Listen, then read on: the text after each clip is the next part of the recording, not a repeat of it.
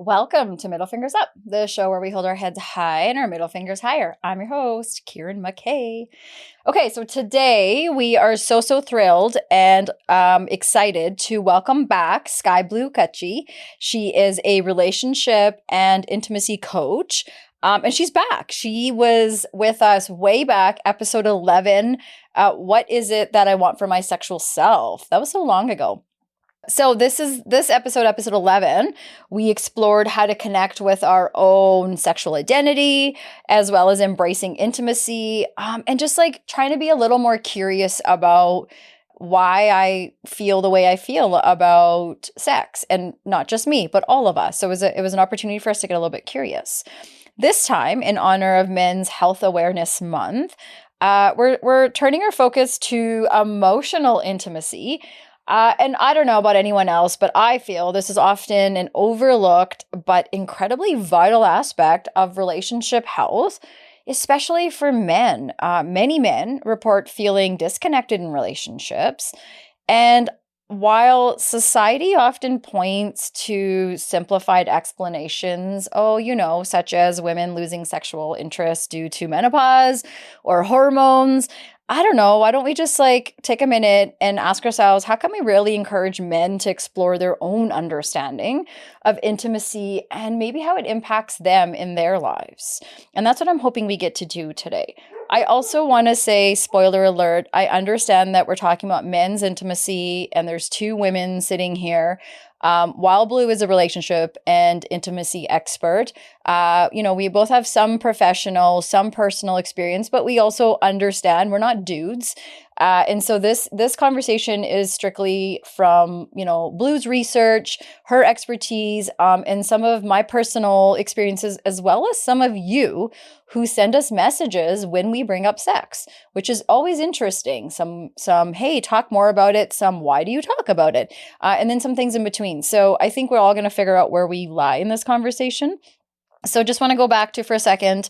As we know, SkyeBlu reflects, she's been doing a lot of work with men and fostering their emotional intimacy, and not just how it can enhance maybe their relationship satisfaction, but also mental health. There's a lot of stats out there about men and their mental health, in particularly with suicide rates. As we enter the end of the year, going into the new year, these are times that we hear a lot more of these cases rolling out. And so I think this is another great opportunity for us to sort of tune into what's going on for you guys out there and how you're working through your relationships, your intimacy. And so here we are. We got SkyeBlu here. We're going to welcome her. I'm just going to unmute you. That was a long intro. How are you? Welcome. Hello. Hi, Kieran. Hi, everyone. Thanks for having me back. Yes. I'm super excited to be here again. Good. Me too. Yeah. I'm waiting for it all day. So many questions for you. When you sit down and plan and you put these questions together, for me, I think about, okay, what am I curious about? What are some gaps for me? And also, what are the conversations that happen around or don't happen around us? And I think the part about these, this is the second time we're going to do this, you and I, but there's been other episodes where I've asked couples, I've asked people individually, and we always get interesting responses, myself included. I get awkward sometimes too. And so lately I got to see you not too long ago. You were visiting us here in Canada, and you and my husband actually got talking. And he was very curious about the work you've been doing lately with men and intimacy and relationships and all that stuff. And so he was really encouraging. So a huge shout out to Carrie, because this conversation is dedicated to him, because he was really, really curious about your role, guys. And, we've had different interactions with guys our age, younger than us and older than us. And there's all these interesting tidbits that lead to sex. And ultimately, that's what it always comes down to, is we're either having sex or we're not having it. But I think there's a lot more in there, right? There's like so much more in there than just, this isn't just about getting people to want to have sex. This is about intimacy on different levels, right? Yes, I would say for most people, not all, we're not going to be black and white, but I think for a lot of people, it's sex is a lot more than just the physical Yeah. parts. Mm. So I've really honed in on like what I help people with right now, and I help people who struggle with intimacy build deeper connections and have a better sex life. And recently, because my audience is like almost 70% men, I've kind of leaned into that to uh, like better understand what's going on for them. What are they struggling with? Mm-hmm. What's getting in the way of having a better sex life? Mm-hmm. What's getting in the way of better friendships, better romantic relationships? And it's been really fascinating and eye opening. And the other thing I've noticed kind of in the field is like there's there's not a ton of people focusing on that, Mm-hmm. like focusing on men's mental health or romantic relationships or sexual health. I'm not saying they don't exist, Yeah. but just in my experience, I feel like a lot more people are leaning towards female sexual health. Yeah, and like the trauma stuff, right? Like we've all really gotten good at understanding, maybe not all of us, but many of us, that there's trauma and it impacts us. And there's all these different ways that our brain responds to trauma. And it's interesting to hear you say, but I'm not surprised to hear you say that, yeah, like there is so little conversation about that. But I'm very surprised to hear that your following is more men. So your demographic, you have a higher percentage of men visiting the work you're doing.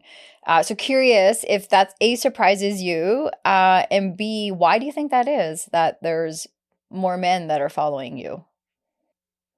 I find it really interesting. Um, I don't find it surprising Mm. because in my therapy business, I do get a lot of male clients or male to female trans clients, Okay, yeah. which is interesting. I've noticed that trend, but on my social media accounts, it's like really heavily men.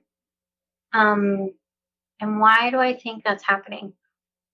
My theory is I think I make men feel safe talking about emotional stuff, talking about like taboo things.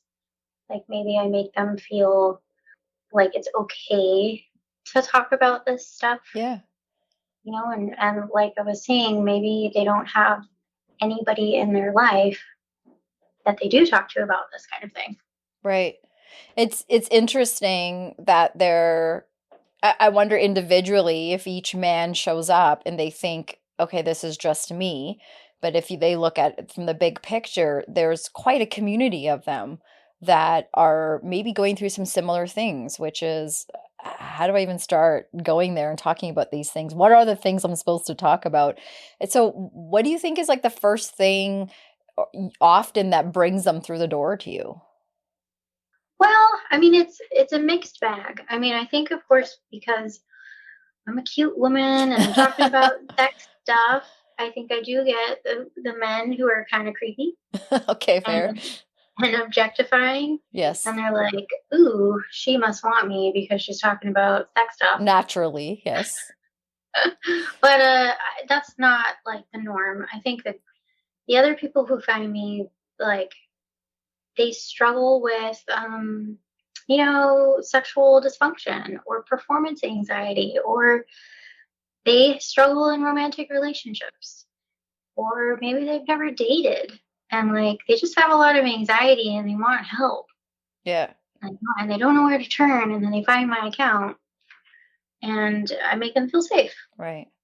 And we're going to get into safety in a little bit too, because I think that word's going to come up a lot today, and it already has, and I think that's a big part of the big picture of this conversation. Any of these conversations that lead us to therapists, is where's the safety and what's my role, what's your role. So I'm gonna pause on that for a second. I wanted to ask you a couple questions. We just got right into it. In my notes I have fun and lighthearted questions first, but we've already jumped into it. But let me back it up because I had some good fun and lighthearted ones. So Sure. before we continue the depths of emotional intimacy, let's start with, okay, so if you had to plan the perfect date that was all about connection and not romance, not about the sex part, connection part, what would it look like? And is there an unexpected kind of like an activity or setting that you think naturally would bring, intimacy out in this way? Hmm.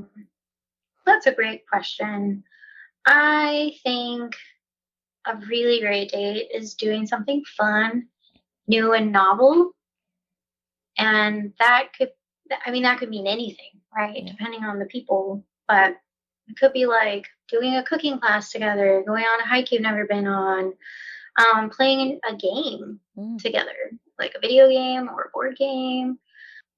Gosh, like doing art, going shopping at a new mall, or it could be something grand like, we're gonna go to Bali for 2 weeks. Ooh, I like that one. I'll take that one.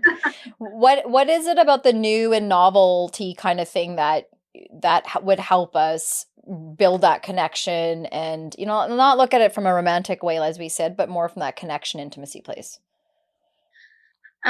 Newness and novelty, it brings people together because there's like adrenaline and cortisol and endorphins going on. So there's Mm, a physical aspect, and like you're experiencing something you've never experienced before. So right, you're yeah. feeling curious, you're feeling open, Yeah. and you're doing it together. It's Yeah. like a bonding moment. Yeah. I like that as a nice reminder, and I think it's a good point in that new and novelty can be anything and everything that we haven't done, but it's finding something that kind of gets us to look at things in a different way, kind of shake things up. Some of us have been together for a long time. Some of us are already in that new phase, wherever we are in that relationship aspect, trying to find things that excite us is sort of what I'm hearing. And they can be Absolutely. inexpensive too. They don't have to be the trip to Bali. No, they don't. They don't have to be the trip to Bali. They can be, a new recipe on a Friday night. Yeah, right. Totally. I'm Yeah. eating while Carrie's cooking. What is one thing that you think we don't talk enough about when it comes to emotional intimacy? That sounds so funny. Any of it? All of All it? of it in general? Yeah. Yeah, you just start right there. Like how important it is as human beings to experience emotional intimacy and connection. And maybe that's the piece is like, why is it so important? And Yeah, why do we all need it? yeah. And I think I would even like highlight the question that you just asked, like for you, what's important, like you said, or why do you need it? And the highlighted part is like for you or, for us as individuals, because we're all built on what society has taught us about intimacy. And that could be culturally, religion, all the things that you and I had covered in episode 11. There's lots of things that shape and make us and get us to where we are, and particularly about intimacy. And so I think it's always interesting when we don't realize that this is years and years and years in the making of someone telling us to not talk about it, someone hiding something, the TV, Mhm. social media, all these sorts of things. And so now here we are in a relationship. And, in the beginning, like you said, newness is great. You figure it out what, but many people who enter a relationship, often the goal is longevity, being together forever or whatever that Mhm. means. And then if that's the case, that passion seems to wither away or die out. We have kids, we have all these things that maybe happen, grief and loss in between. And so what is the thing to do, if we were to work backwards from it to not sort of wither away? Like what is the thing for us to do to keep it healthy Mhm. and maybe like continuing to be aware of the fact this is part of the relationship too? Mhm. Yeah, I think that's a great question. I think firstly, people have to recognize that if you want a long-term monogamous relationship that thrives, emotional intimacy is the glue. It's going to help you through the hard times. It's Yeah. going to keep things fun, interesting. All the oxytocin, that's another hormone chemical that we exude when we have emotional intimacy with a partner, and that it takes work. Mm. It's a lifetime project, really, but in a good way, Yeah. right? It's like an arts and crafts that you're going to have to keep up. If you let it sit in the corner for 20 years, it's Yeah. going to get stale and dusty. Totally, right? And I don't like stale and dusty, so keep my Who base likes sport. stale Yeah, and right? Who likes dust bunnies around? They're not me. dusty? Every change room I go to in the mall, I'm like, why? What's with the dust bunnies in the corners here? Mhm. But you're right. Like that's not literally, but literally what I hear what you're saying is like it's work, but also at the same time like you get what you put in. And so if we don't water our grass, the grass is greener where you water. If we don't do that, then years later, months later, or however long later, weeks later, we find ourselves wondering, where did it go wrong, or how did it get to this place, or you never look at me that way, that kind of mentality. But it takes two or however many is in a relationship. I don't know. Like that's the other thing is we are talking about a monogamous relationship most of the time today, I think. um, and I'm trying to be mindful of that because I understand that is one way of living your life through monogamy, and you have your partner and you're together forever, or whatever that is. But there are many other different forms of relationships out there, and I think even today, like intimacy can also mean for you as an individual, not just this is about men and women. I think sometimes we get caught up in traditional roles, and that's not really what Mhm. that's not necessarily where we're at. This conversation is for anyone and everyone that is wondering about where they at with their own intimacy, as well as if we want to build on that, or grow from there. And particularly for the guys, because you guys are on the spot today. This is for you guys. So okay, so I have a couple more questions for you here, but maybe before I do that, let's pause. Why don't we do our middle fingers up, and then I'll go into some of these other ones. Yeah. She laughs. Oh, what do we have today, Blue? Man, I, it's a hot topic. I'm down here in the USA, in Washington State, and we just had our presidential election, You and did. Trump won. And I had like a mini depressive episode the last few days. So, fingers up to the American political system and whatever is going on in this country. It's really intense and sad and disheartening. Yeah, I feel for you. I think wherever people are at, whether they voted for him or not, obviously the ones that didn't probably feel it the most. I just think for North America, like the US, you guys, are our big sister, and we trust you guys and we look to you guys a lot, and we get a lot of our safety through you guys. And last few years on our end, watching our Yeah. big sister over here fall apart in all sorts of different ways has been difficult because you feel it if anyone has a sibling out there, and if you have a sibling that's going through a hardship, you're naturally going to feel it. And I think there's so much confusion going on out there. So like how are you guys coping with the heels of this election right now, with the state of your country? Like are people, is the media being truthful about people losing their minds out there, and people being fearful, people looking to move outside of the US? Like what kind of conversations are going on? Yeah, I think it's pretty split. Like, of course, not 100, not 50-50, but like pretty evenly split. People either for or against the new administration. And I think the people who are for are elated. Yeah, Like, of course. Yeah. America is saved. Yeah. That type of sentiment. And then there's people who wanted Kamala Harris. Yeah. And I think, I'm in that camp, and it feels devastating. It feels really terrifying. And we can get into it. I think there's gender stuff Mm-hmm. Mm-hmm. going on. can talk about, men's mental health and emotional intimacy. I think it's totally related. How so? So this is just my opinion Yeah, of course. Yeah, and, yeah. based on my experience, but I really believe that toxic masculinity is alive and well in the US right now. And I think that people like Trump being in positions of power encourage the toxic masculine behavior and rhetoric, the dialogue, the way people talk. He's given it the okay stamp, you know? It's Mm-hmm. okay to talk about women like they're trash, or it's okay to do whatever you want, or, um, control people's bodies Mm-hmm. as a man. And I think all of that is like really coming to the surface. Plus internal masculinity or internal misogyny, like the women Yeah. who are in support of Trump, like I truly believe they've been indoctrinated Mm-hmm. with misogyny. I hear you, man.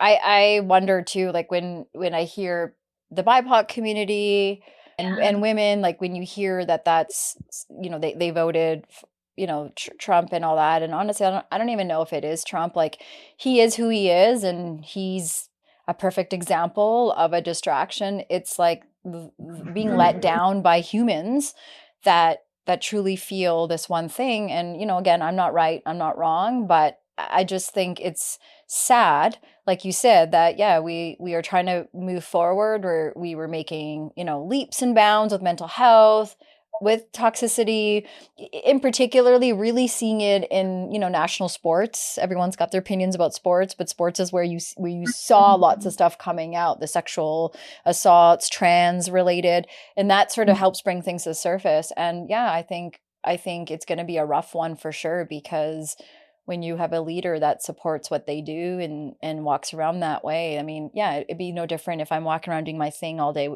My kids are going to be heavily influenced by me. It doesn't matter if I'm a good person or not. And yeah, when you hear about women that feel this is the best thing in the world, you just like feel so slapped by them.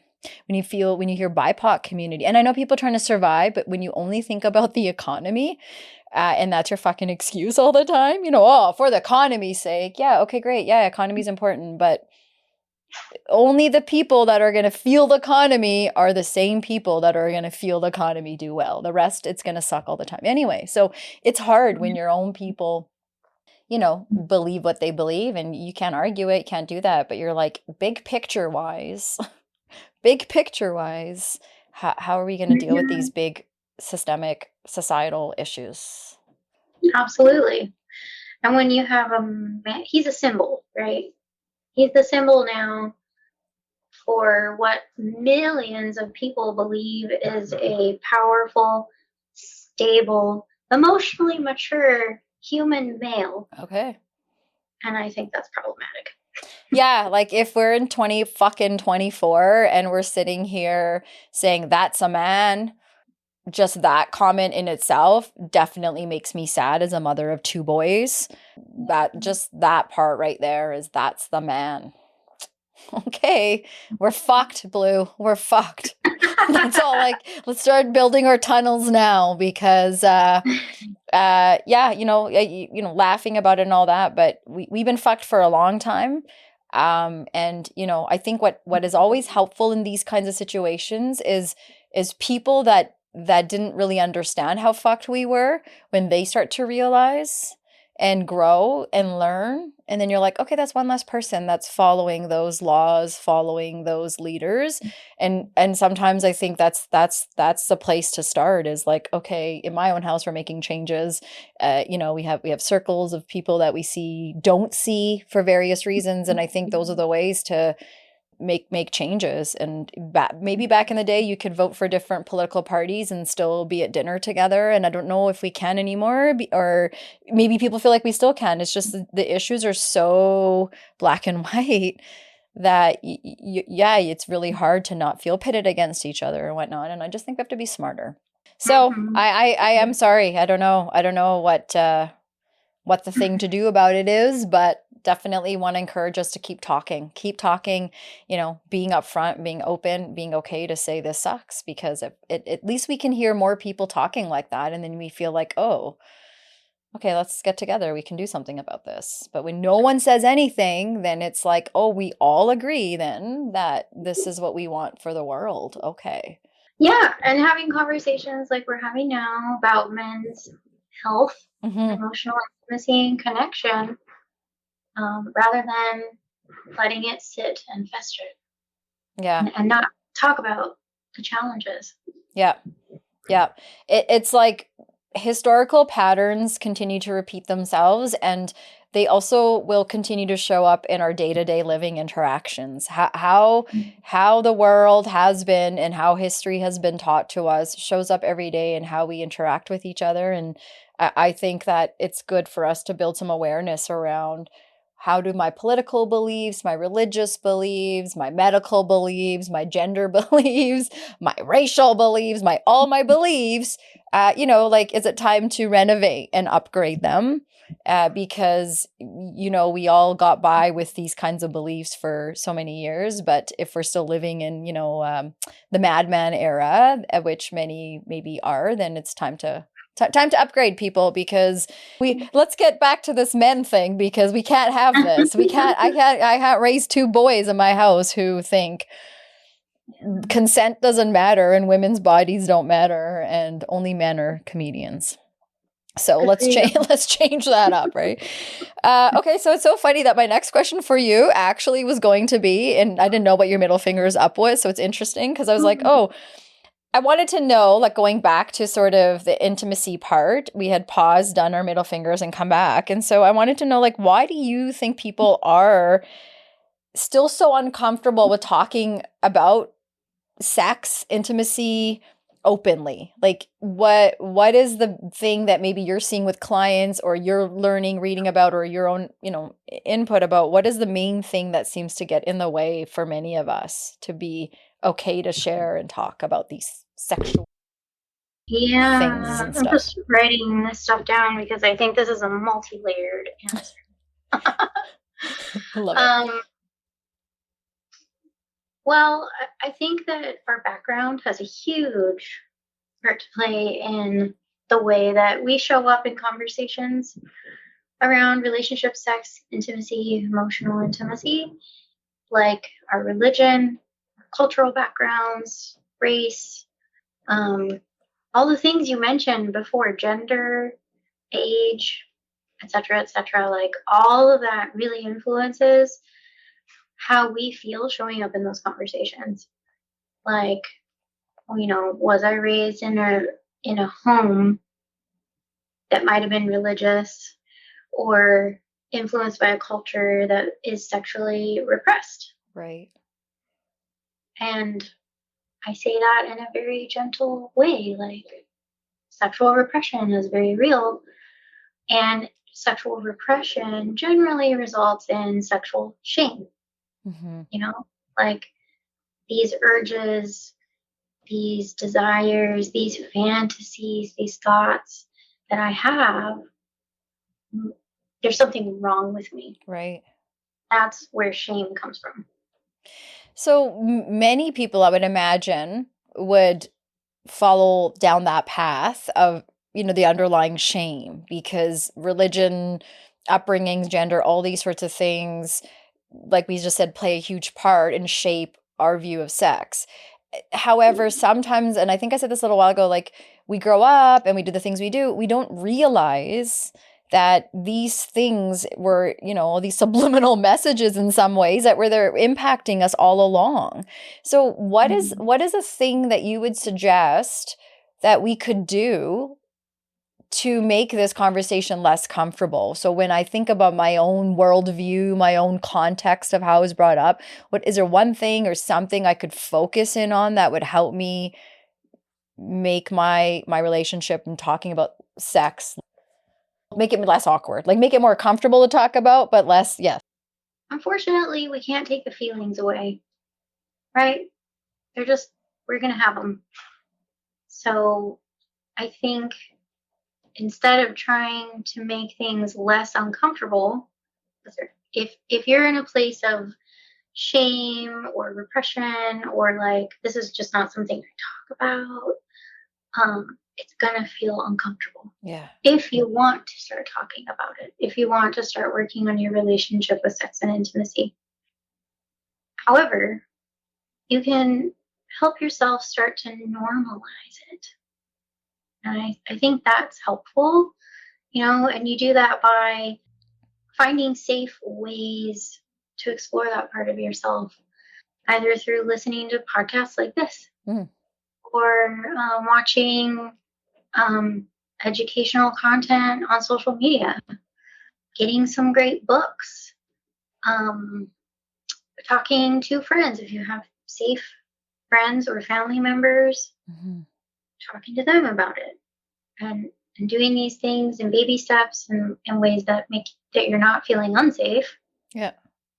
And you just start to normalize it for yourself over time, or getting professional help, get a sex therapist or a sex coach. Can I ask, like, what would be the benefit in me wanting to get more comfortable in wanting to go there? Like, what would I gain from opening that door and exploring that? That's a great question. As human beings, we naturally avoid things that give us anxiety, Fuck yeah. right? Because temporarily, if I avoid that thing, if I avoid talking about sex, I get to escape the anxiety for a moment. Right. So I totally understand why people don't want to go there. However, the thing doesn't disappear. Yeah. If you feel anxious about sex or however you feel about it, that is not going to disappear. It's within you. And we are all sexual beings. Everybody's sexual identity looks completely unique, and that's the beauty of it. But we all have a part of it within us. That's my point.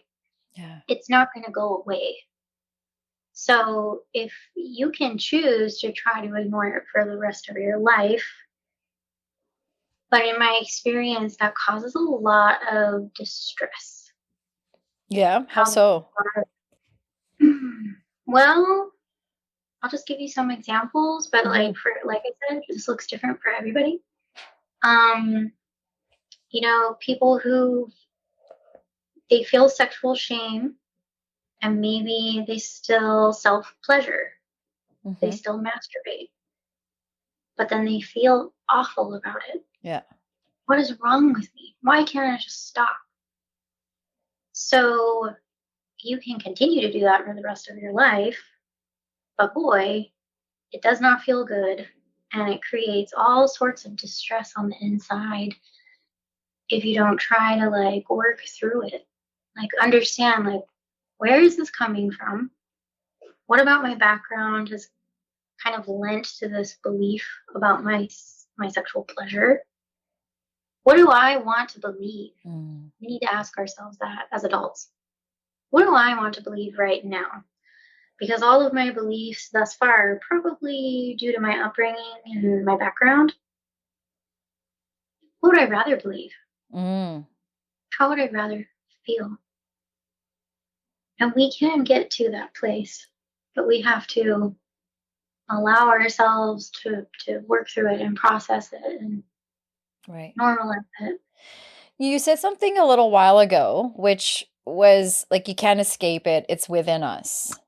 And Mhm. sometimes for some people, it's like this, it's that door's closed. I don't have sex. Like, so I can just shut this podcast off now because it's not part of my day to day.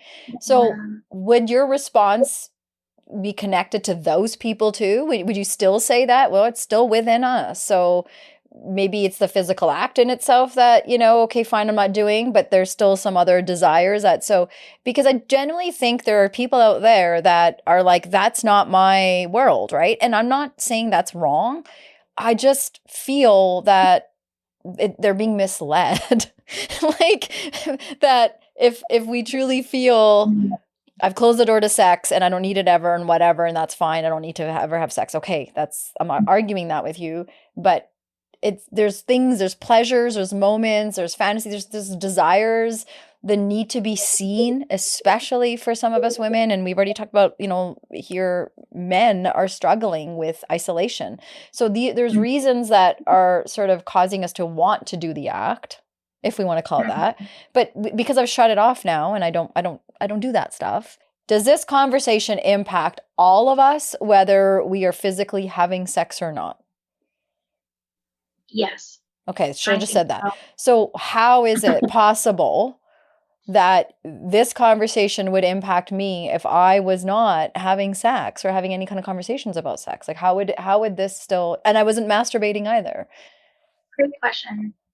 So, like I said, we're all sexual beings, but what that means and what that looks like is completely unique to every person. So let's pretend I identify as asexual and I'm choosing not to have physical sexual interactions with other people. And I also don't enjoy self-pleasuring. That's not for me. That's totally fine. That's part of your sexual identity. That's what you're choosing. If you've done a lot of processing and getting to a place of understanding and acceptance, then that was your journey. And this is your choice. Similarly, let's talk about a man. Yeah. Let's pretend a man in a marriage has decided, he doesn't want to have sex anymore. He enjoyed it while it lasted. He's decided he doesn't need it anymore in his life. And he's expressed that to his wife. He's not feeling any particular feelings of shame. This is just his choice. Right. Yeah. Okay. This is chapter in life. Then that was his process, and this is now what he's choosing. I think that's very different than sex is hard. Sex gives me anxiety. Sex is difficult in my relationship, so we're just not gonna do it. We're just not gonna talk about it, and I'm just gonna pretend that I'm okay. Yeah. You explained that so well. Thank you for figuring out what I was trying to ask, because even I couldn't ask it, but that's exactly it. There's a difference between self-awareness, a process, coming to a conclusion, in a rational way, and you're aware of it, and that's your life, and you move on. But you're right, the latter is what I think many of us are aware of, which is the shame, the don't talk about it. If it happens, whatever you need to do to be angry at yourself or whatnot people do or whatnot, just that it's not a good thing. And so it is helpful to hear that there is support out there like yourself to help people get to whatever place they're trying to get to, whether it's I just want to be in a relationship with and understand how to help my partner know that sex isn't for me, as well as understanding, what that means and where that comes from, to have someone sort of walk you through that, because it's the core, like you said, intimacy is at the core of relationships. So sexual intimacy is one way of being intimate. There are many other ways, I would imagine, as well. Oh, absolutely. There's a lot of different levels of intimacy. This is something I've been kind of focusing on in my work recently, is that I'm going to talk about men and women while recognizing there are many other genders, but I'm just focusing on those two at the moment. Many women, not all, but many, they want and need a deeper level of emotional security and connection to feel open and willing for sexual intimacy, even physical intimacy like touch. And I think it's complicated as to why this is so, and we can come back to that. But I think that a lot of men, heterosexual men, struggle to understand that. They don't, and I think it's because for boys and men, at least in North America, we have told them that their feelings are bad. Don't connect to other people emotionally, because then you're a pussy. Definitely. Yep. Be a man. Be a man. Suck it up. No one wants to hear about your feelings. And unfortunately, there's a lot of women who participate in this rhetoric, and it's messed up, right? We do so much damage to men in this way. Yeah.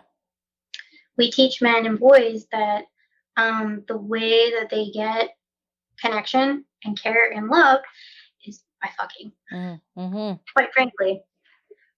And again, I know this is not black and white, but I'm just talking about generalizations. Right. Yeah. No, I appreciate that. Yeah. I think, did you want to add to that? I didn't want to cut you off. I guess my last thought on that is that we're not here to blame. A lot of men hear me talk about this stuff and they get really pissed. And they're like, don't tell me to change. It's her fault. She's supposed to give me what I want. Like, I get a lot of negative feedback here. This is not about blaming men. This is about recognizing that the system that boys and men are raised in oppresses their feelings. And it discriminates against their emotional ability to connect with other humans. And I think that that is an injustice. Applause to what you just said. Like,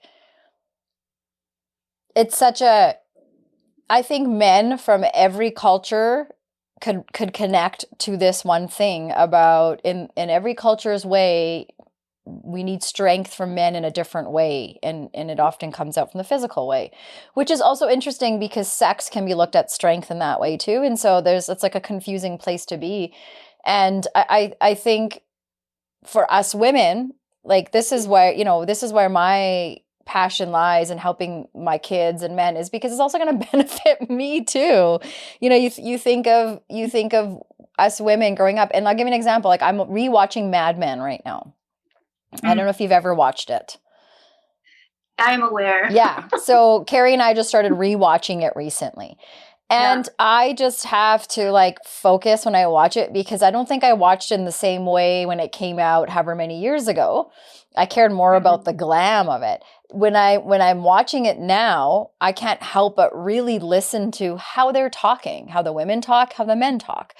And it's such a good time capsule and such a well-written show to help us understand, like, this is about the best time to see where we got a lot of that toxicity from play when we were colonized, and if you want to talk about men, women, sex and all that. But we're not going there necessarily right now. On that show, though, these women want to be seen and heard. And there is a moment where it just stops because they're mothers and wives now. And so you become these housewives and these women. And the men get to go have their affairs all day long and go have sex with women, and in this like fantasizing kind of way. And then you have your boring vanilla sex with your wife when you come home. And so anyways, why am I bringing all this up? I'm just bringing all this up because it's an example to what you're saying around the toxicity and how men have been raised and continue to be raised, continue to live in, is going to significantly impact a lot of these relationships, particularly if we're talking about a hetero relationship, because how these guys are raised is going to impact us women. And let's do the push-pull. The guy wants to have sex with his wife, and she may or may not want to, but likely she's not, because there hasn't been connection leading up to this sexual moment. It's kids stuff, family stuff, work stuff, stress stuff, life stuff. And now it's bedtime, and now it's supposed to be just like lay down and let's have sex. And it's so interesting because it's exactly what you said. And Carrie and I have talked about this with older friends who are not with a lot of their partners. And this is what happened. Many of their dialogue was, well, she doesn't care anymore. She's cold is a big one I heard. It's her hormones apparently. And and then so he and I have been working backwards and having those conversations, like sure, hormones is one part of it. Like, I'm in 43, like, we're going to go through it, but that's not it. Like, you can have a great sexual life while going through menopause. You can do that. It's just, we don't have partners always that get that and know how to do that. So I'm going to ask you a question about emotional intimacy, because that's what we're talking about. And that's kind of what we're getting at. Can you help us understand, because we've said this like 1,000 times today. We're talking about the men, the Mhm. toxicity, we're talking about sex. What exactly is emotional intimacy? What is it that's gotten in the way, and how these guys were raised, how societies continue to bring them up, that there's a disconnect between them and emotional intimacy. Having the ability to know your own feelings, to be able to name your own feelings, then be able to express your own feelings Mm. in a way that is like delivered in a kindness and a respect. Hmm. Does that so that's the first part. Mm-hmm. The second part would be being able to hold space for someone else's emotions, listen, hear, validate them, and not fly off the handle when you hear something difficult. Right. In my opinion, that's kind of the core of emotional intimacy. And this works both ways, right? Mm-hmm. If you're talking about partners. It's an emotional maturity, if you will, and being able to share that with your partner, being able to, and it's about vulnerability. That's a big part of it.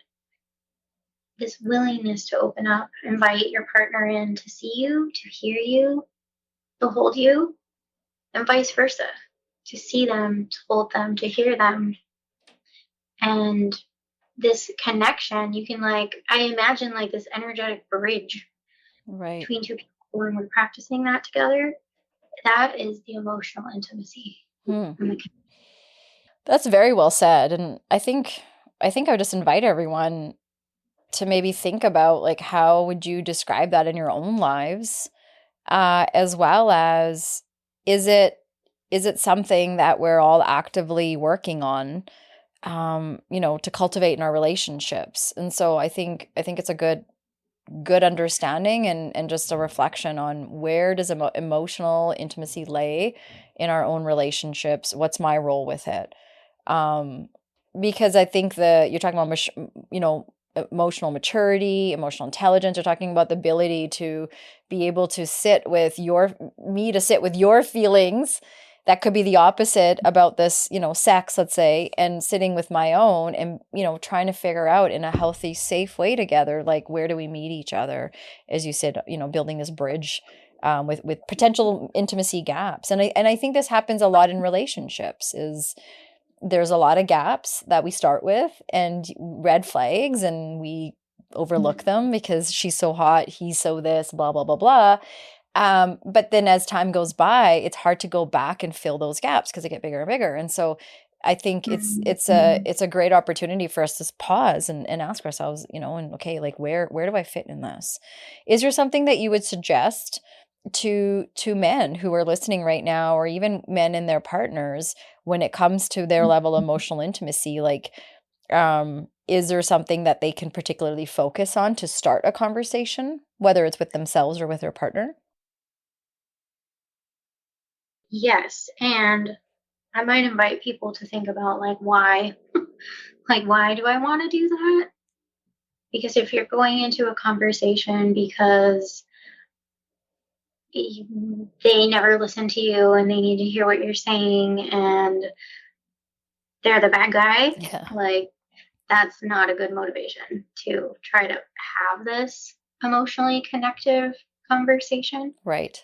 Um, so I would recommend like coming into this conversation with a desire to be heard and a desire to be curious because like being curious about your partner, that's what opens up the doors Right. in the first place. Right. Okay.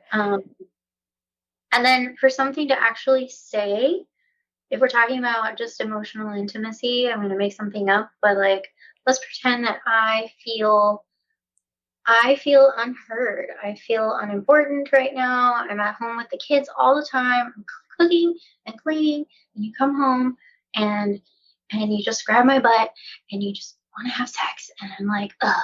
How do Mm-hmm. you start that conversation? Right. Right. Well, I some would, of us probably know how those kind of conversations go, right? Like, they can ooh. go very badly. Mm-hmm. I've Mm-hmm. seen it. So I recommend soft landings. And that is to say, you start with something like, honey, I love you. I have something really important I want to talk to you about. It might be hard for you to hear. Right. Are you in a place to like sit and like listen to me right now? Because this is really important to me. Yeah. So you're checking in. Do they have the capacity? Hopefully, It's a hopefully the answer is yes. delicate topic. So it is important that we're being aware when we're entering a conversation like this. I agree with you. Like, may not be the best time, or maybe we're not ready to have that yet, but can we start within ourselves and ask ourselves those questions, and hopefully eventually getting there. But you're right. Any of these kind of conversations, we have to be, kids are the best. They know when to ask, for cookies. Kids know when to, can you drive me somewhere? Like, they're great examples. They can read the room and figure out how to ask those kinds of, have those kind of conversations with us. Sometimes, like, parents or partners, we suck at it. Like, kids are better at read the room. Don't ask mom now if I can have this thing, because she's going to say no. But for some reason, we don't read the room. We just go to our partner and, call them out on what it is, or tell them this is what, I tried talking to you and you didn't, you didn't, do what you're supposed to. So being mindful about that. I'm going to ask you a couple more about emotional intimacy before we go into Yeah. safety. So, Okay. can you tell us how emotional intimacy can really impact your relationship satisfaction and maybe even your mental health? How can emotional intimacy affect relationship satisfaction Yeah, and mental as well as potentially your mental health too. Is that can it impact you? In health? Yeah. I think so. Absolutely. I think, I see this all the time in my coaching program. Like, people come in, couples, and they say, we want to have more sex, That's right. usually. Yeah. And I'm like, okay, great. Let's peel back the layers. What's going on here? And I dig in with each person, and there's so much going on. And I would say 9.5 times out of 10, there's a severe lack of emotional intimacy. They're not talking, they're not sharing feelings, they're not connecting. They're great as a team, taking the kids to and from things, keeping the house going, paying bills, or going to work. But there's no talking, there's no sharing, there's no vulnerability. And so, of course, there's no sex, Mm-hmm. right? Mm-hmm. How do you go from 0 to 100? For most people, that doesn't work very well. Emotional intimacy is the oil in the engine. That's what my metaphor. Mm-hmm. If your oil is old, it's low, it's dirty, your engine is not going to do well. It's going to creak and smoke and maybe fire and blow up, right? Yeah. I really believe that we have to keep that oil clean and flowing and topped up. Yeah, topped up for sure. Yeah. Mhm. So, in order to keep the oil clean and flowing, like, prior to that, you had mentioned some signs that, where couples are lacking with emotional intimacy. We're not talking, we're good with the kids and all that, but not vulnerable with each other. Mhm. Is there, like, what is one or two things, particularly men and maybe and their partner, what are some things that can be done here to pay attention to signs, or when you notice a sign, how, if someone's listening right now being like, oh my gosh, maybe this is us, like, we got to do something here, where would be the best place to start? You mean if they're trying to figure out if this is an issue in their relationship? Yeah, like, to start talking Yeah. about emotional intimacy and what that means to us, what that means for us. And again, I'm not just saying let's sit down and talk about emotional intimacy, but, like, how do I start to talk to my partner and tell them that I'm Mhm. feeling the things I may be feeling inside, that's going to lead to these conversations about our sex life, or our intimacy, or caressing and all that in between stuff. For sure. Well, I just want to recognize that this can be really challenging and scary because to to open up and share anything, a feeling, a word, a desire, takes a lot of vulnerability. So finding a place of courage within yourself and telling yourself, hey, I deserve to be heard. I deserve to be held in this relationship, if that's what you want. Mm-hmm. And reminding yourself that your partner deserves that too. So it's Right. not just a one-way street. So finding the courage and then again doing that soft landing, like, hey, you can be honest. Like, I feel scared to talk about this because we don't talk about feelings very often. But I'm just like really needing this right now. Mm-hmm. Can we do this? Or do you feel up to hearing me? I think I would really recommend that instead of just launching into the topic because that can, the person's not prepared. Yeah, yeah, yeah.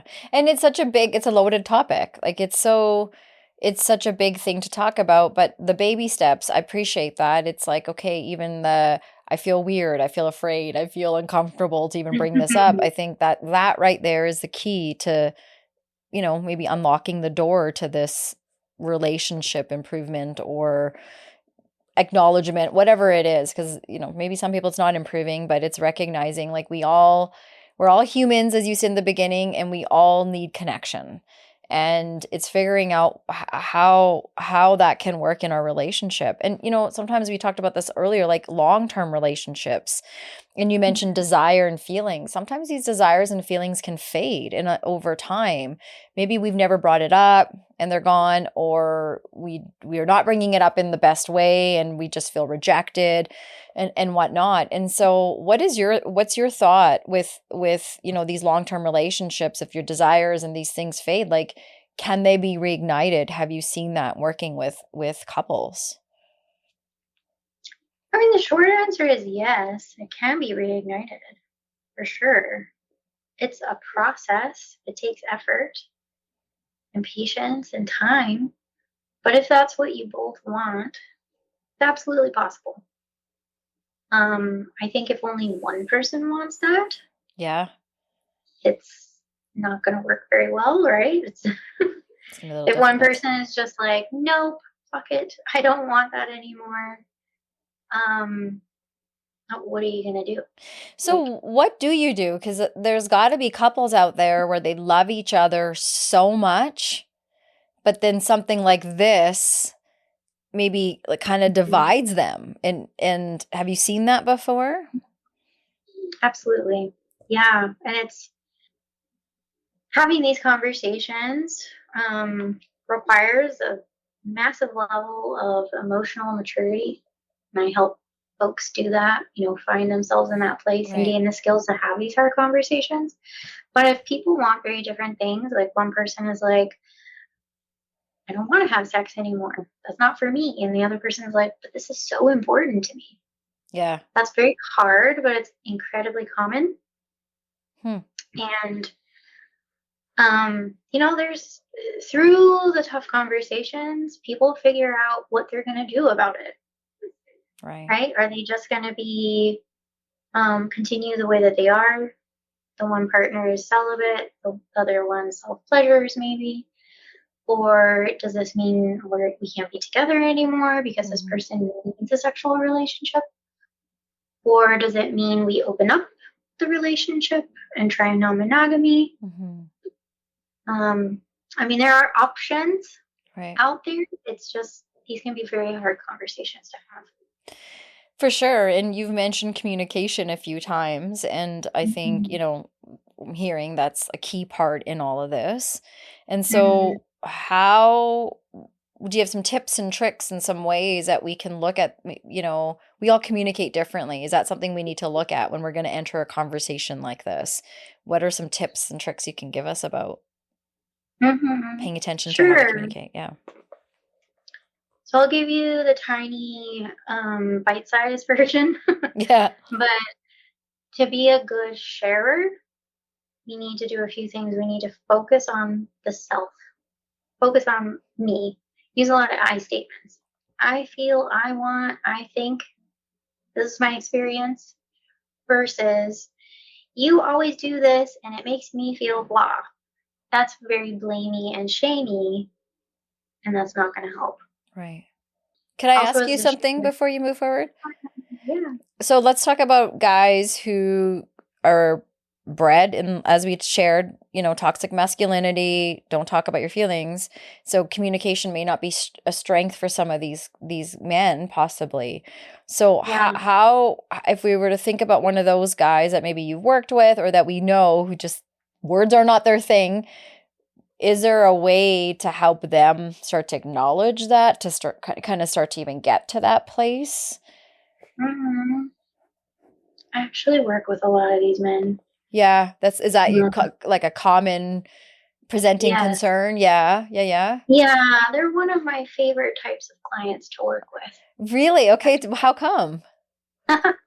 Well, usually if a man is coming to me and he's saying, I don't know how to talk about my feelings, I really struggle with communication and connection, he's already at a place where he wants to grow. Hmm.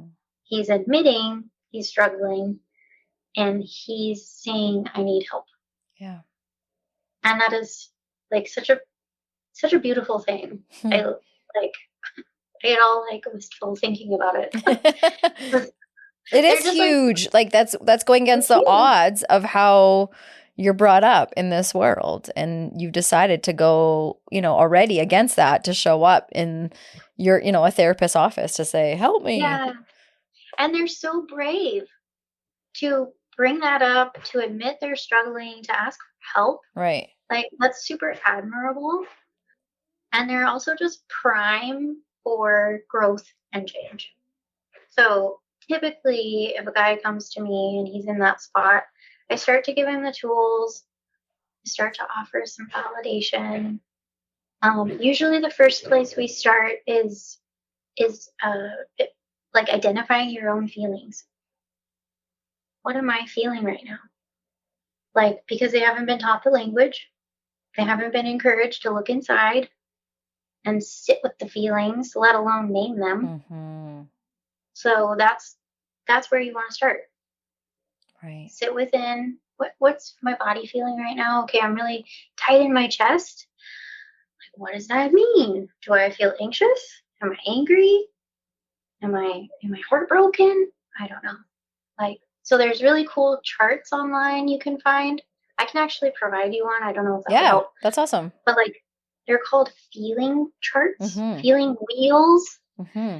and it just like lists a ton of feeling words because it's a language that we For sure. gotta learn, right? Yeah, yeah, yeah. I mean, if you even think about anyone seen Inside Out, if you haven't, Yeah. it's a great place to start in how we start to build this insight and our feelings and our thoughts, Yeah. right? And we all start with nothing. I love And that movie. I agree. I agree. The second one's it's just as well, like done so well, for sure. So good, We yeah. met Ennui a couple of times in my household now. So I'm like, oh, Ennui has arrived. If that's her name, I can't remember, but I think that's her name. I love it. Yeah, she's here now. Oh, great. Yeah. Okay, so a lot of what we're talking about is like safety is the new sexy in some ways. Maybe it's not the new, it's the old, but it's a new old. We're bringing it back in style, maybe. Like you talked about safety, and so what is one way some of the men that come to you understand what it means to be in a safe space and be part of providing a safe space? This is an interesting question. Um, multi-layered. I'll try to keep it brief. I think that for a lot of men, just because they're men, they're gendered as a man or their sex as man, they've grown up feeling bodily safe in the world. They don't Mm. often have to think about feeling unsafe, like someone's going to hurt me. Yeah. That's not always the case. Lots of men grow up in abusive homes. But I'm talking about like walking around in life, right? Looking around every corner. A lot of women feel very unsafe in our bodies because we get told we're going to be raped or assaulted or harassed or yelled at or intimidated. Or abortions Or don't matter. We can't be part of those abortions don't decisions, matter. right? Our bodies are not ours. Totally. So, in general, men don't have to think about those things very much, So interesting. Yes. right? Yeah. So that's just their lived experience. And when it comes to sexual pleasure, oftentimes men receive messages yeah, get as many women on your belt as you can, right? Like, you're not a man until you fuck. That's true. Like, I've heard that a lot. Like, that should be the name of this episode. You're not a man. What is it? Unless you fuck or until you fuck. until you fuck. Yeah. The complete opposite of what we're trying to say, but hey, that might bring Yeah. a lot of men to this because they're listening for the secret of how to get all the sex in the world. But we're telling them exactly how to get all the sex in the world, right? Yeah, and there's nothing wrong with fucking, just No. to be clear. Yeah. But back to the safety piece. Men's sexual pleasure is celebrated. That's what I'm trying to say. It's like, haha, like the nut shot and porn is all celebrating male pleasure, right? Yeah. For women, on the other hand, there's a lot of sexual shame, slut shaming, and in a lot of religions, like, female pleasure is demonized. Yeah. We police each other. Like, oh, she's so slutty. Look at her, she's showing her cleavage, right? So I wish one day I'd be called that.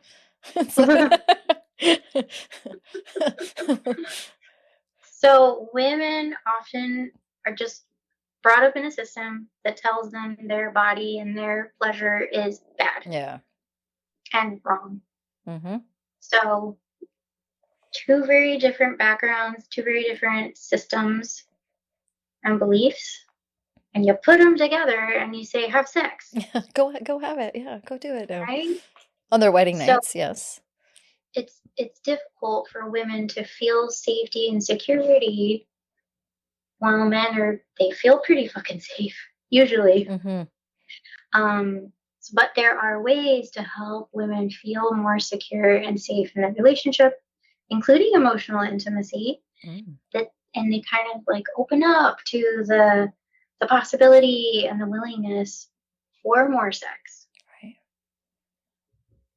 Right. So did that answer your question? Yeah, like you said, there's a lot to it, right? And so yeah, it does answer it, because I think when you put those two together and now we're trying to build safety in there has to be acknowledgement of, again, like, working backwards from where did I come from? What's my understanding of all of this information, and what is your understanding? And then how do we make sense of what's going to happen for both of us in this relationship?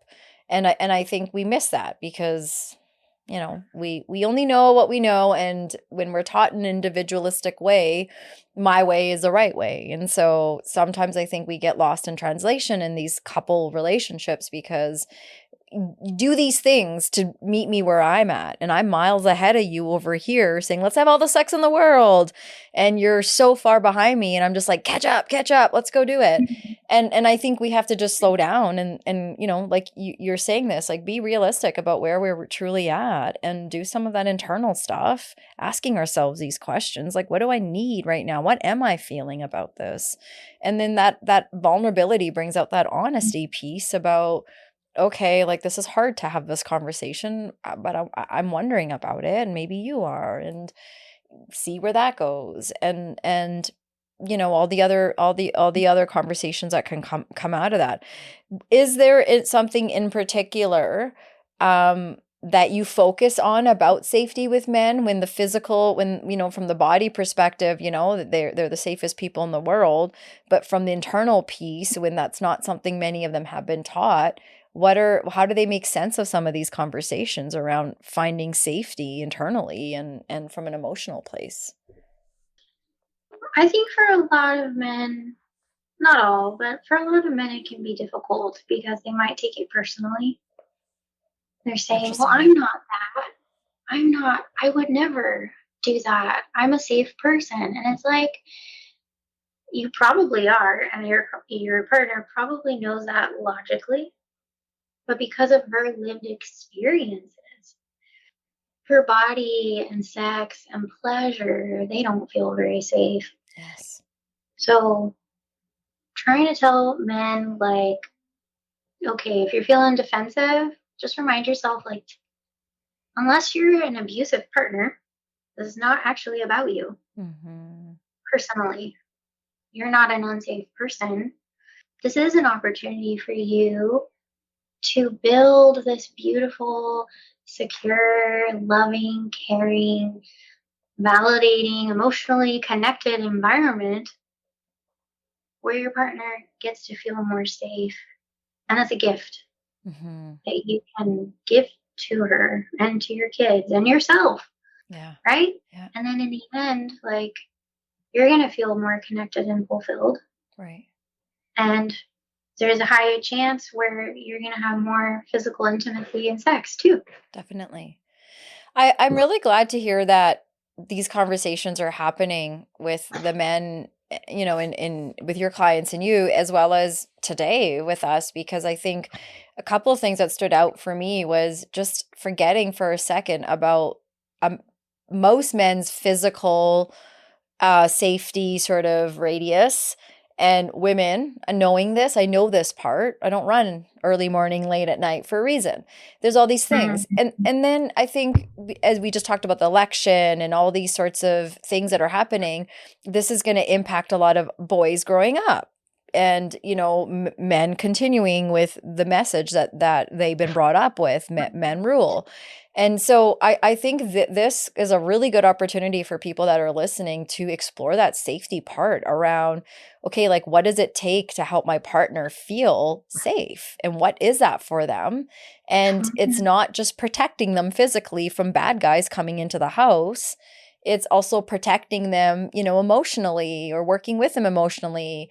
Bad thoughts coming into their, head maybe, or whatnot, about sex or whatnot. I just think there's like ways to help us realize that we have to open our mouth and have these conversations with each other.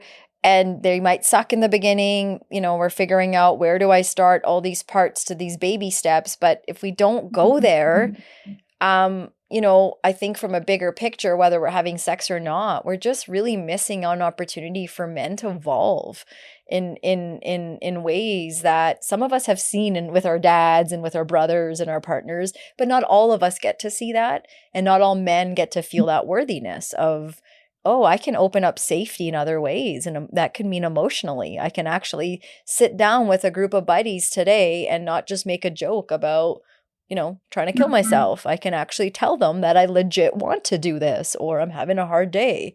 And I think sometimes, I know we're talking about emotional intimacy with sex, but like that plays a huge part for guys, for, friendships and safe spaces for them to talk about the things that they're supposed to do. Cause I don't know how many guys talk about these sorts of things with their buddies. I know from my experience, they're all distractive kind of conversations about all big things like AI or my car or whatever, Pretty vacation. surface. Yeah, surface stuff. That's great. Okay, but how am I really doing? And buddy, how are you really doing? So anything that comes up that's worked, or that your clients have said that really help them open the door to having that kind of a conversation with Well, themselves. Sorry, with themselves. That's, as a oh, dude. with Yeah. themselves. I mean, from what I've experienced, like, men need to be super honest about, like, look inside yourself. Is this something you struggle with? Does it bother you? Does it cause you distress Yeah. because you're lonely, because you're isolated, because you're not connected with anyone? All you do is work and provide, and you're tired and you're alone. Mm-hmm. Like, that's a pretty common experience I hear within or without relationships. If that is true for you, do you want to stay in that place? Be honest. maybe you do. Maybe you're like, this is who I am. Or maybe the risk isn't worth it. I don't know. But if there's any part of you, even small, that's like, you know what? I would like to feel different. I'd like to have a different connection. I'd like to feel safe opening up. Like, that's wonderful. You know, it's like, hold that little part of yourself and give it encouragement, normalize it, and find your healthy support, right? Like I said earlier, is that seeing a professional. Sometimes that feels easier at first because it's a professional relationship and there's safe boundaries. Yeah. So you can start there, or start with books. Yeah. Or start with online communities that are healthy ones. I say healthy online communities. How do you know which ones are? That's a good point. Great question. Really great question. Stay away from red pill. Yeah. Stay away from incel. But real communities that want to support men and their mental health and their emotional connections. Right. You start there. Or if you have safe people in your life. Yeah. And maybe even like, let's help you find some, like, if your answer is I don't have safe people in my life, like let's like lean into that, because we all need one, if not more, of a safe person in our lives that we can, you know, have as a sounding block or whatnot. So I just would really recommend, if you're like, I don't have anyone, then can we look into that? Why is that? What's that about?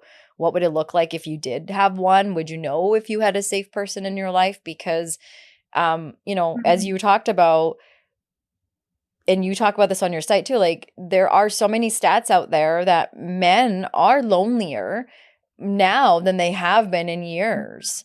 And it makes sense. You know, we're trying to re-script the man's role on so many levels, as women have built their voices and are continuing to. We're not living in, you know, that old way. Not all of us. I'm saying. I know some still are.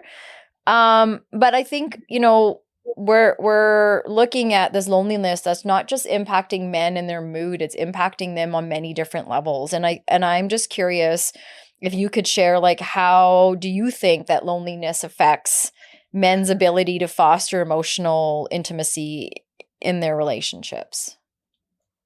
I have seen, well, I mean, even in my personal life, I'll share a little bit about that. Like, most men in my personal life and my family are this very, like, traditional idea of men. They're very closed off.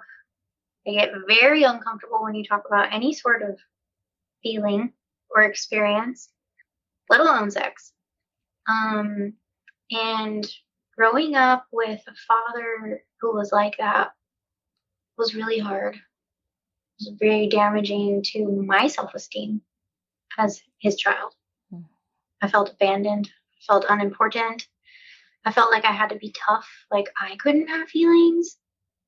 And then I was constantly seeking emotional validation from my boyfriends, right? I think that men have the opportunity to, if you see, validate, hear, and hold your daughters and your sons, your children, you're going to teach them how to be emotionally steady on their own.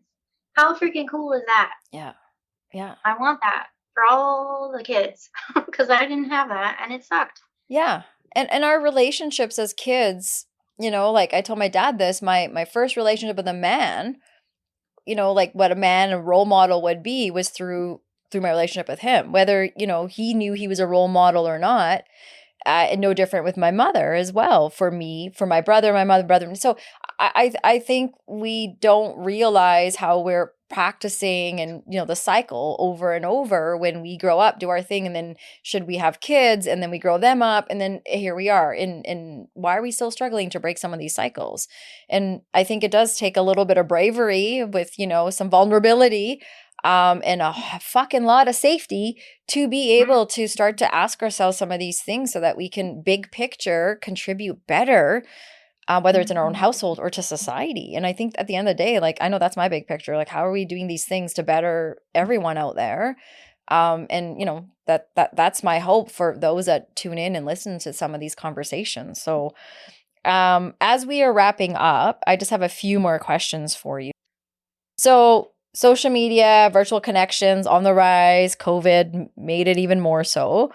Do you think that men, I don't know if any are saying this to you when they meet with you, but do you think they're finding it harder to build meaningful, like face-to-face connections?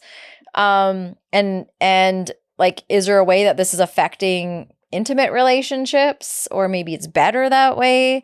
Are you seeing something different? But another one after that, are you seeing anything different with younger generations? Like, are you seeing men that are coming in, you know, in their 20s or 30s, not just 40s, 50s and up, that are experiencing these sorts of intimacy, you know, struggles that we're talking about? Yeah, I mean, this is a multifaceted issue, but I'll try to focus. Social media, I think, has opened a lot of doors. Like, we can connect with so many different people Yeah. around the world, Yeah. which is cool, right? Super cool. Lots of exposure, lots of ideas and cultures. So I think that's the bright side. I think the shadow side of social media is we can get stuck. I'll say for men and boys, I think you can get stuck in the anonymity of it, Mm. right? There's a wall, Mm-hmm. like literal wall and screen, um, where maybe we don't have to practice certain social skills, Yeah. Yeah. like with dating, for example, online dating. Um, we can say whatever the fuck we want, Yeah. and most likely there's not going to be any consequences. Right. So I think those are some of the shadow sides Yeah. to Yeah. it. Right. Okay. Well, that was interesting. I was curious because I've been reading that, you know, there's generations after me. So that not the millennial, because I'm kind of part of that, but the Gen Z and younger, they're having the least amount of sex that's being reported. Now, I don't know how many kids are openly saying, I'm having sex. But you know, it's interesting because I think social media and gaming and all these sorts of things, the technology, I think is a Yeah. correlation. I don't know if it's the be all end all, but I think there's a significant part of that because and you know, we built habits post COVID too, where many of us have very different lives after COVID than before when it comes to socializing. So it's just interesting that you hear these things, you read these things, and you know, you can decide what's truth or not. But I think there's some sense being made in, okay, where's the world going with intimacy when we are entering the world of AI, entering this world of virtual and, you know, all these sorts of things. And so we need connections at a face-to-face level as well. And so how are we doing that and whatnot? So that's going to be an interesting thing with when the COVID kids start growing up and we Totally. start asking them, you know, and using them as our research projects about where they're at with. So maybe another 20 years, I'll have a therapist that grew up in the COVID world sitting here and, you know, they'll tell us things have not changed much since Blue was on. We're navigating what we're navigating. Same old, same old. We didn't, you know, I want maybe just a couple seconds with some of the multicultural stuff. So we did talk about religion and culture. We talked a little bit about having kids.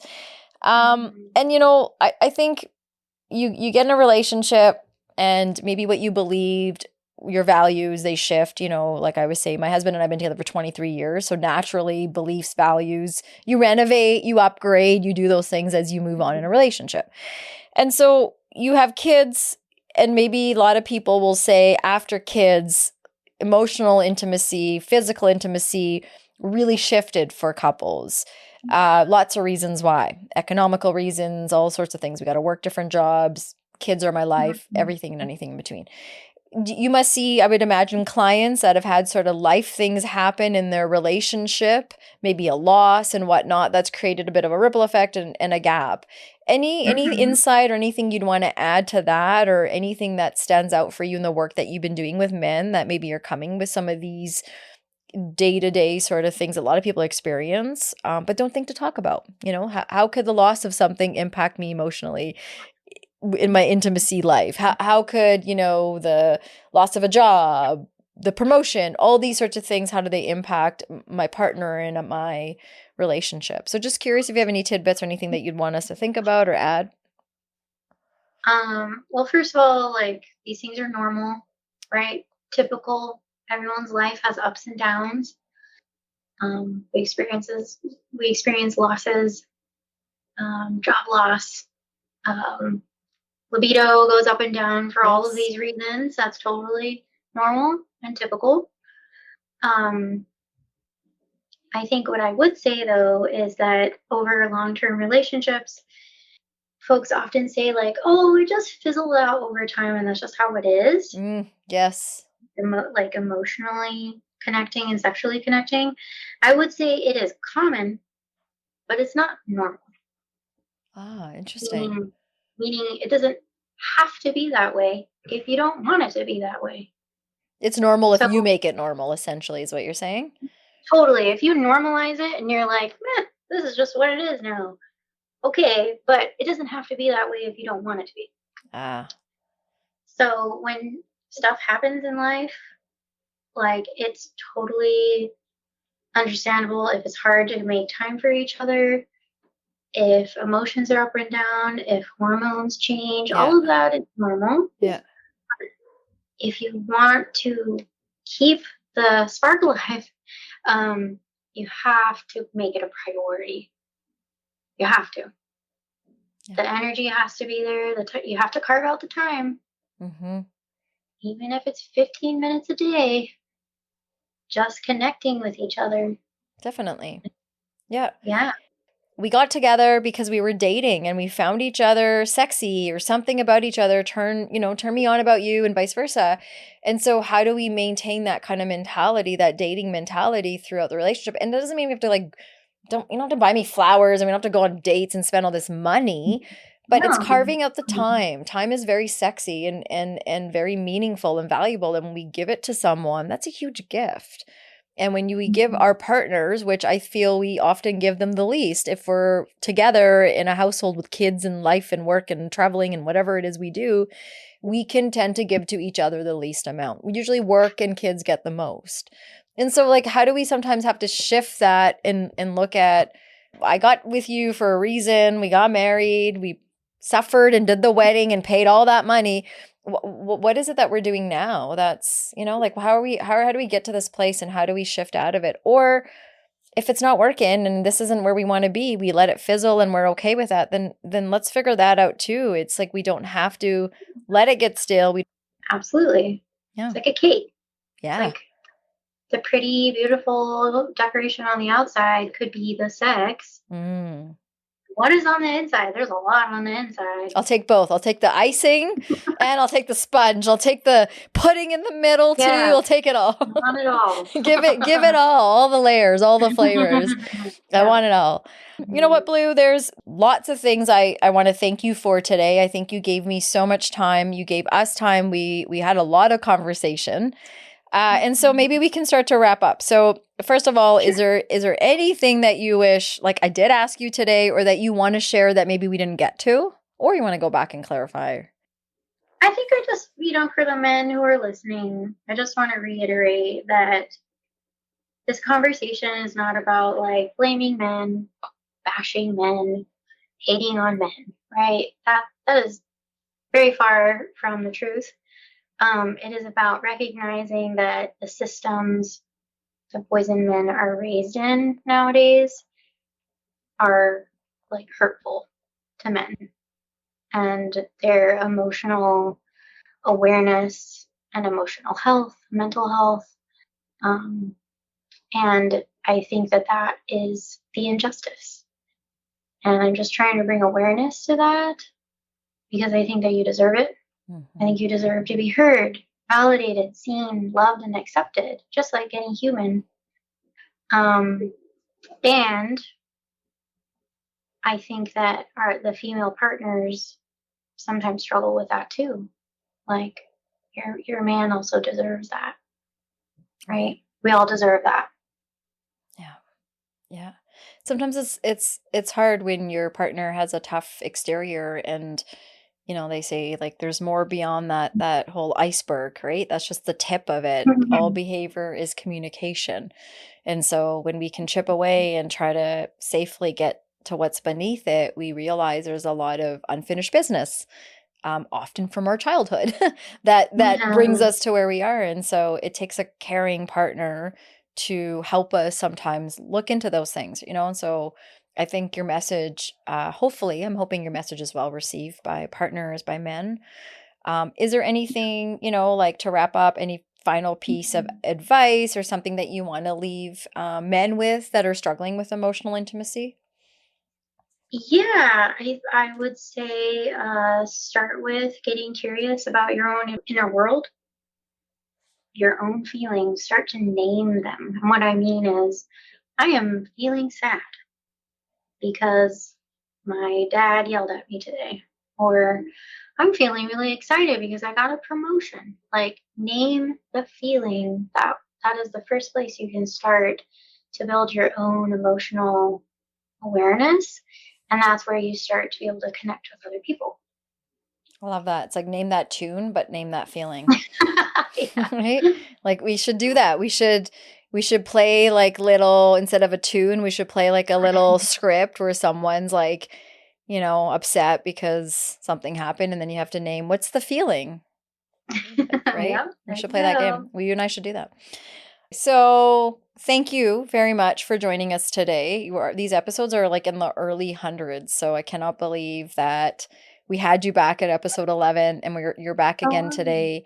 And hopefully we'll get more time with you. Your first episode was so fascinating in when I looked at the stats, and whenever I would go back and look at the stats, I haven't looked at that one for a while, but yeah. like up and down, up and down. And that was the feedback. For the longest time, a lot of people didn't even listen to it. It was too much sex talk. And then Too much. Yeah. yeah, and then it was like 6 months later, for I don't know what was going on in the world, but for some reason so many people were listening to that. And then feedback started coming in, which was interesting. And I think it is what I said in the beginning, it's mixed feedback, right? Like I think even when people say, "Oh, you're bringing that up," I think all press is good press. We're bringing it up because it's on Totally. all of our minds. Yeah.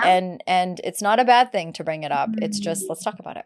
So for everyone listening, these conversations are door openers. We just opened one today. If you'd like to join this conversation, add to it, ask questions, you know where to find us over here at MFU Podcasts. Blue, drop your plug. Tell us where folks can find you if they want to reach out to you. So online, I am Intimacy with Blue. Intimacy with Blue on TikTok, on Instagram. That's my website, intimacywithblue.com. And I'm now offering coaching services for individuals and couples. So no matter where you live, if you want to work with me, visit my website and check it out. I'd love to support you in your relationship and intimacy goals. I love it. Thank you for that. Mhm. Do check out her socials. We'll have them in our show notes too. I was telling you earlier, your Instagram social is wonderful. Great to even just look at. Pleasing for the eye, and lots of really good information in small little bits, which I think people appreciate. Thank you so much. I loved coming and chatting with you all.